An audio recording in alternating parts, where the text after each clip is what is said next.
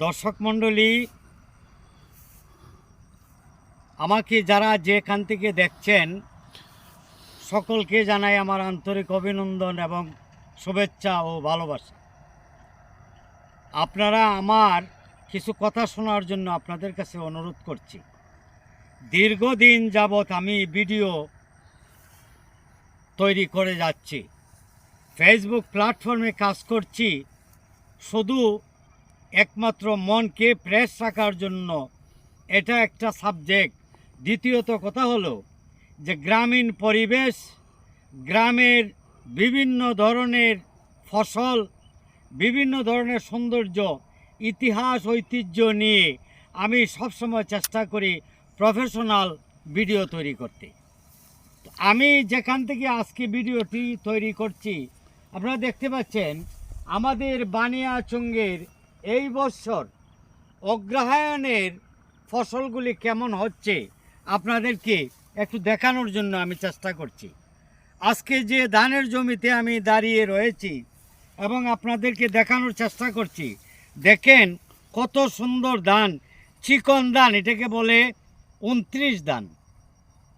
তো 29 ধানের ফসল খুবই সুন্দর হয়েছে বলে আমারও মনটা অতি উৎসাহর সহিত আমি ভিডিওটি তৈরি করতে আমি সক্ষম হয়েছি। তো আপনারা যে যেখান থেকে দেখছেন আমার এই ভিডিওটি একটু বেশি বেশি করে আপনারা সাবস্ক্রাইব করবেন, অথবা লাইক, কমেন্ট, শেয়ার দিয়ে অন্যদেরকে দেখার জন্য আমি আপনাদের কাছে একটু অনুরোধ করছি। কারণ দীর্ঘদিন ধরে ফেসবুক প্ল্যাটফর্মে কাজ করছি।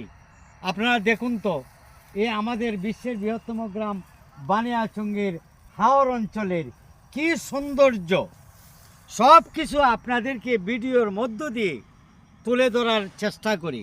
আপনারা যদি আমাকে একটু সহযোগিতা করেন, একটু শেয়ার, কমেন্ট, লাইক দিয়ে, তাহলে আমার একটা উৎসাহ বেড়ে যাবে। আমি ভালো ভালো ভিডিও আপনাদেরকে উপহার দেওয়ার চেষ্টা করব।